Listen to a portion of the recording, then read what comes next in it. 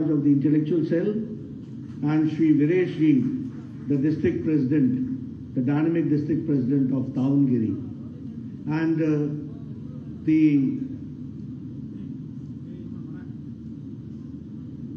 the leaders from different walks of life,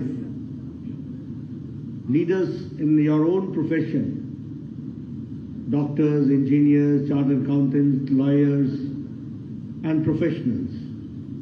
And my dear friend from the media, print media, electronic media. It is indeed a matter of great opportunity for me, and it is also an indeed great occasion for me to interact with the intellectuals, the leaders and professionals of Davanagere about Bharatiya Janata Party.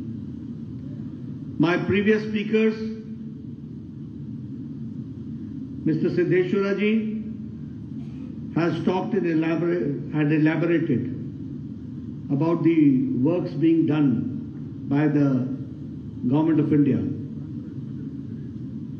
Sri Nalin Katilji has given my vivid introduction. What I would like to say at this point of time is that when I'm in Davanagere, of course, the time has come when in very near future, Karnataka is going for elections. And when Karnataka is going for elections, it becomes my prime responsibility to at least communicate to the intellectual world of Davanagere, of Karnataka, that how Bharatiya Janata Party and how the NDA government led by Prime Minister Modi is trying to see to it that India goes forward in the right direction. Friends, first of all, I would like to say that when in 2014, Prime Minister Modi took over as the Prime Minister of the country, it is not only a change of a Prime Minister, it was not only a change of a government, it was not only a change of people, set of people, it was not only a change of a party, it was a change of the political culture of the country that we have to understand. And when I so say, I do not exaggerate, because the previous party led by UPA was a party and a conglomeration of parties which were propagating dynastic rules, family parties. They were spearheading the democratic movement by believing in the politics of vote bank politics. They believed in divide the society and rule.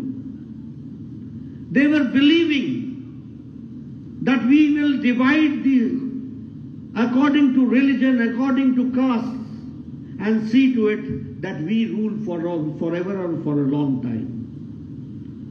But it is Prime Minister Modi who not only challenged the dynastic rule, who not only challenged the Vanshavad, who not only challenged the caste equations, who not only challenged the vote bank politics, but he enunciated the mantra of Sabka Saath, Sabka Vikas, Sabka Vishwas, Sabka Prayas. So you will find that the country took a U-turn and a new politics, which is the new political culture, came in. When I come before you, I don't talk about the divisive society. When I come before you, I don't talk about the caste systems and the religion part. When I come before you, and my leaders who come before you, they come to you with their report card. The politics of report card has come, and that is how we have tried to see to it that the government is not here only to come out with manifestos, but the government is to come to the people with their report card, what they have done, and accountability and pro-responsive government has to be there. This new culture has come. And that is why I say that we are a pro-responsive government, we are responsible government, we are proactive government, and we are accountable government. And when I say so, I've got many examples to enunciate. Now Corona came, COVID came. COVID also hit China, it hit the world, it hit America, it hit Europe, it hit Australia, it hit New Zealand, every part of the country was hit. And nobody knew how to react to Corona. China developed zero tolerance towards Corona and now they are seeing the bad effects of it. America could not decide whether we have to support economy or humanity. They could not decide. Europe could not decide whether we should go for lockdown or we should stay with it and see the economy works. And at that point of time, India had very little facilities to fight Corona. But a bold and a timely decision was taken by Prime Minister Narendra Modi. And we went down for lockdown. At that point of time, we were not having one PPE kit. At that point of time, we did not have ventilators. At that point of time, we did not have oxygen facilities. At that time of point, we didn't have ICUs. In 3 months' time, Prime Minister Modi prepared the country. And today we can say that we have got lakhs of ICU beds. We have got ample amount of hospitals to deal with Corona. And we have got ample amount of the dispensaries and the pathological labs to take care of the testing facility of Corona. Not only that, Prime Minister Modi saw to it, the first case, I am a former health minister of the state also and of the country also. I got the opportunity to be the health minister. This country has witnessed that the medicine for tuberculosis came to India 25 years later.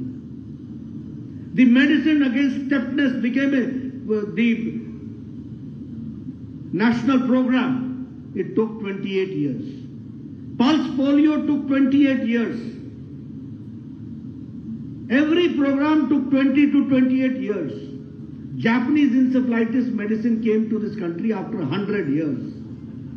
Japan had invented in 1906 and it came to India in 2006 when Yogi ji was the parliament member from Gorakhpur and when the disease was broke out there of Japanese encephalitis. But Corona came in India in 2020. And in 2020 April, Prime Minister Modi set up a task force, provided financial support, encouraged the scientists and the pharmaceutical industry and asked them to prepare the vaccine. And in 9 months' time, India prepared 2 indigenous vaccines. And the effect is that till date, America has not gone for full vaccination. Europe has not gone for full vaccination. You can see the photographs which is coming in China. But I see here, everybody sitting very close to each other, nobody is wearing mask. This is possible because a population of 135 crores has got 222 vaccination doses, double dose plus booster. The Suraksha Kavach has been given by Prime Minister Modi and that too free of cost. So that is how India stands. This is the COVID management. If you want to get your corona tested, within 3 hours you will get the result. This is the facilities which has been brought in. And you will be happy to note that under Vaccine Maitri, India has supplied vaccine to 100 nations and 48 nations have got the vaccination free of cost from India and to the tune of 1.5 crore. So this is what India is. Now India is not which asks for something. Now India is which gives to the world. That is the situation which has come. If I talk about Ukraine war, I would like to know, which is the country which has took pains to see to it that their citizens and their students could come back safely? Did America do that? Did Australia do that? Did Japan do that? Did any country in Europe do that?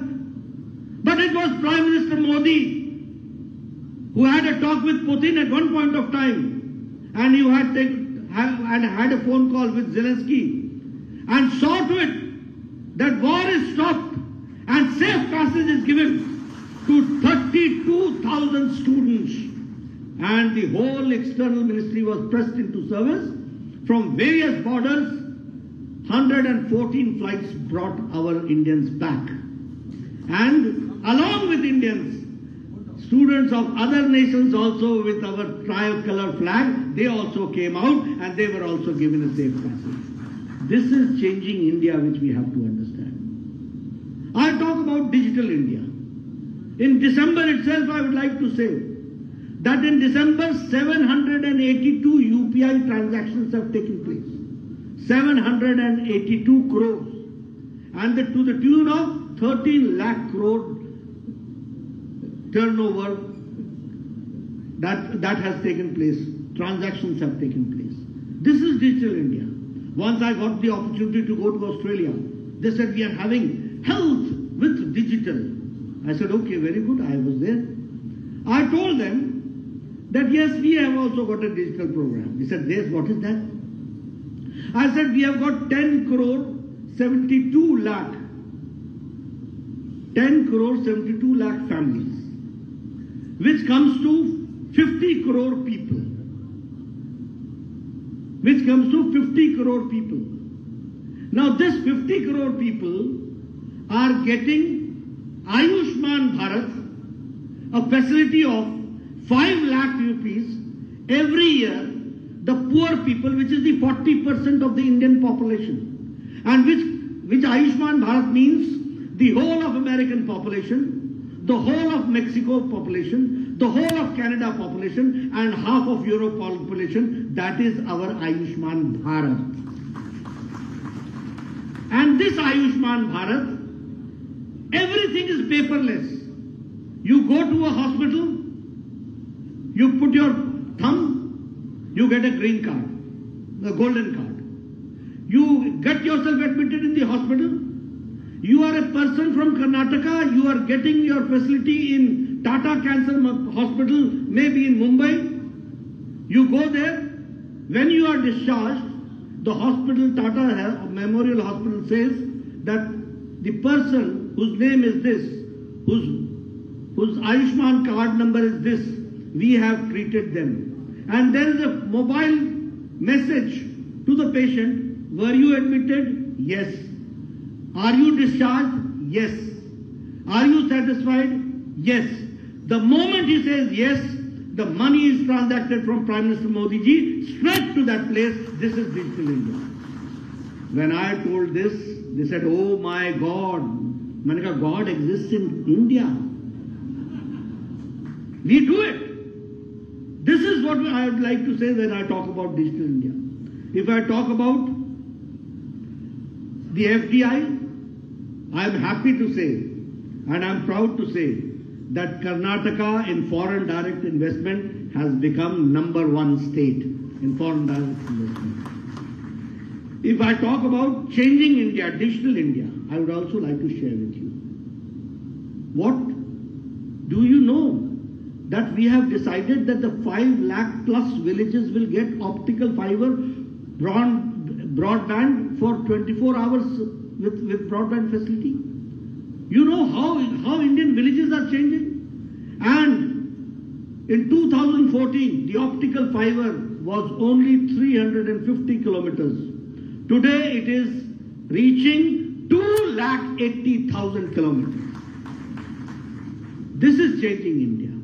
If I talk about economy, now you see, China economy is in problem, American economy is in problem, European economy is in problem. All are facing inflation. But in Corona time and in Ukraine war time and during the supply chain problem, India economy is going stable. It is stable. Inflation is also in the controlled range. You should go through the figures. And I would like to say to the media that they should go through the figures. But what I would like to say, that during this crisis time also, the country Britain, which ruled us for 200 years, we have overtaken them. Now we are the 5th largest economy in the world. And we have overtaken Britain. This is a change which we have to understand. If I talk, we were number 4 in steel manufacturing. Now we are number 2 in steel manufacturing. In 2014, 92% of the mobile was coming from outside. We used to import. Today, India is producing 97% of mobile and exporting. हम लेने वाला नहीं है, अब देने वाला है। फर्क आ गया है। If I talk about export targets, 30 lakh crore is the export targets which we have achieved. If I talk about pharma industry, I'm again proud because being a former health minister. We have been the pharmacy for the poor, the cheapest and the effective most medicine is being prepared and manufactured here in India, and we are the world pharmacy, we are the world suppliers of pharmaceutical. That I would like to share. In chemical exports, we have increased our exports by 106%. In defense, अब defence में तो आप सुनते ही थे, ये scandal, वो scandal, अपैचे, फलाना, ढमकाना. Today, India's defense export, now we are not importing, we are exporting. The export has reached 334%. That is, in 5 years, 334% increase in the defense exports. If I talk about electronic exports, we have reached 70,000 crores. If I talk about other developments, I can say that yes, even in Karnataka, you see, India is now hub of startups. 75,000 startups are starting here in India, in which hundreds are unicorns. And I would like to appreciate that Karnataka has got 40 unicorns from that 100. So this is the change which is coming and which we have to understand. Not only that, if I talk about national education policy, new education policy, it was in 2020 that we came out with a new education policy. This policy was not done in isolation. We received 15 lakh suggestions from the MyGov, and we tried to see to it that how we can contemplate. We got to 2 lakh suggestions from various sections of the society, and we came out with an education policy. And this education policy, I would like to share with you that it is a policy which is affordable for the poor man, which gives the equal opportunity. It is acceptable for all, means you can change the disciplines also. It is flexible, and it examines the analytical mind of the student.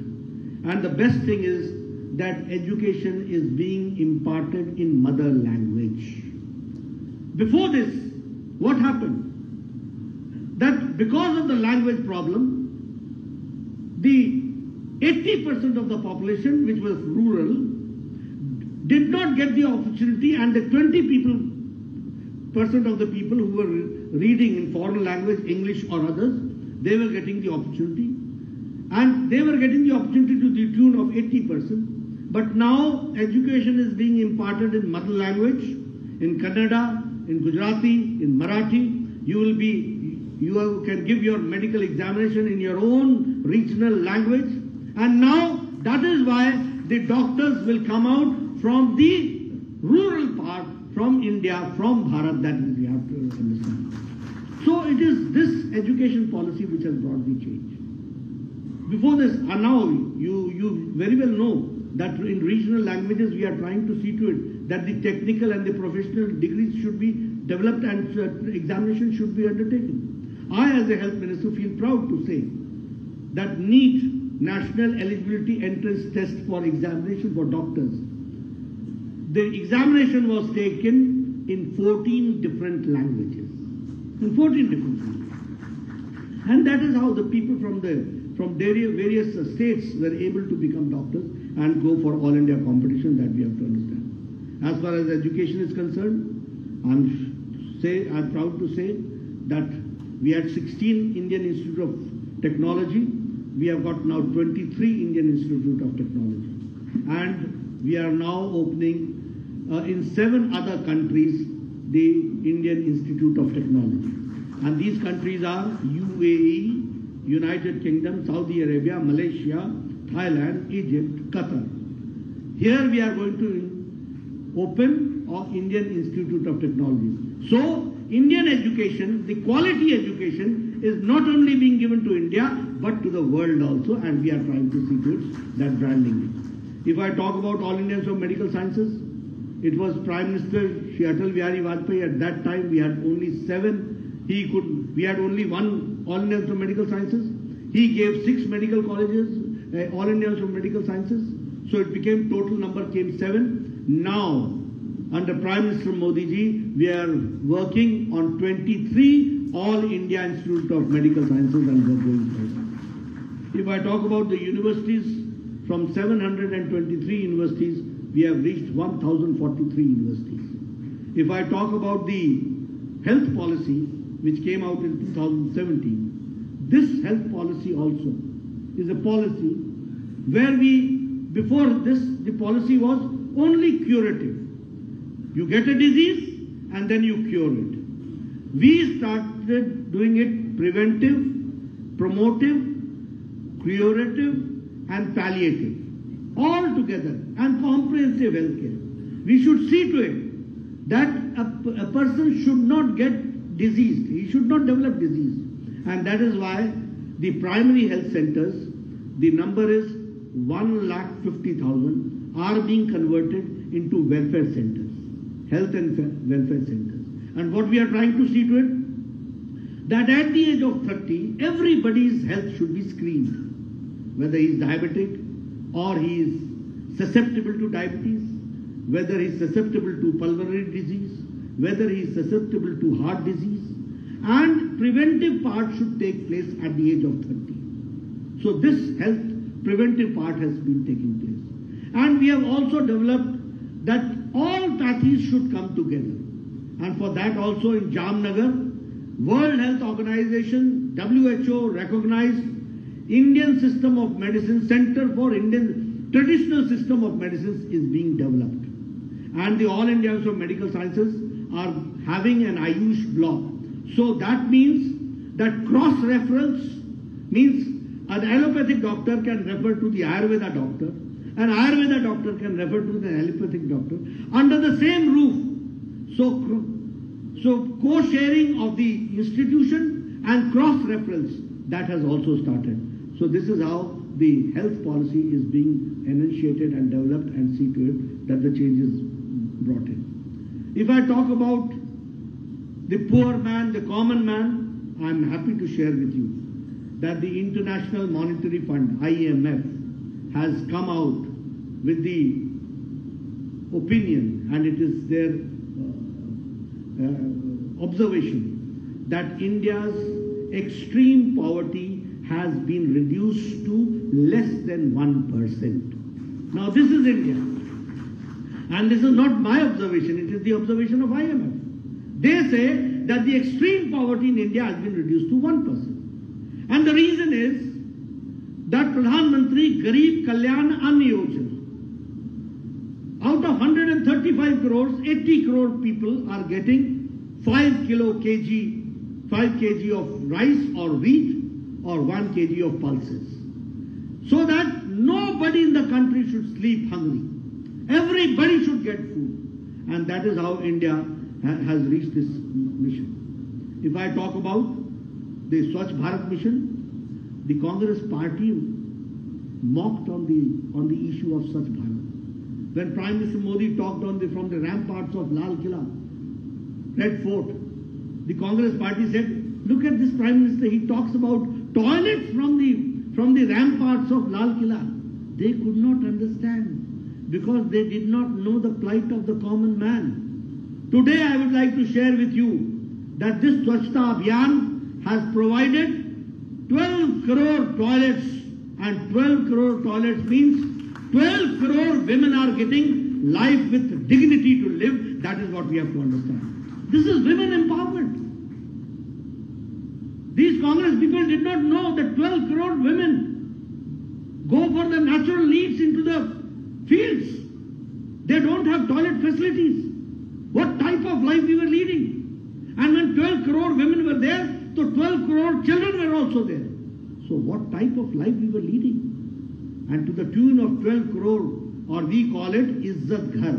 Because dignity has been provided to women, that has women empowerment become. I come from village.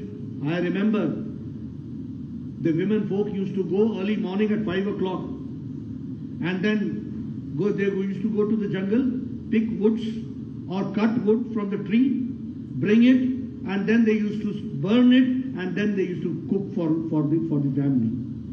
Now today, because 11 crore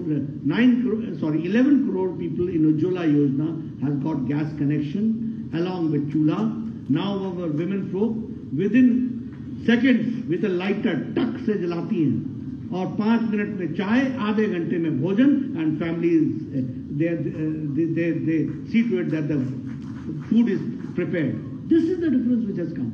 This is women empowerment which we have to understand.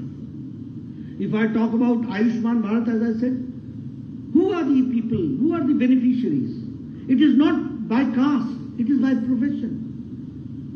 Socio-caste economics census के द्वारा हुआ है. What is that?